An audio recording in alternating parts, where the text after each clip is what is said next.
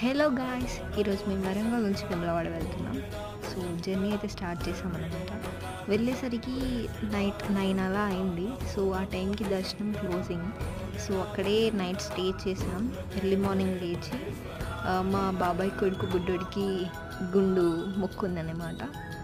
అది చూసుకొని ఆ తర్వాత దర్శనానికి వెళ్ళాము. దర్శనం చాలా బాగా జరిగింది.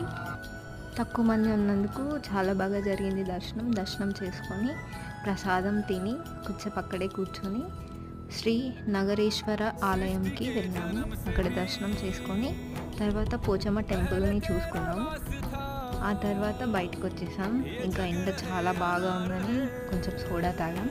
ఆ తర్వాత ఇంటికి రిటర్న్ అయ్యామన్నమాట. రిటర్న్ అయ్యేటప్పుడు అక్కడ పోచమ్మ టెంపుల్ దగ్గర బోనాలు చేస్తున్నారు. సో చాలా బాగా జరిగింది.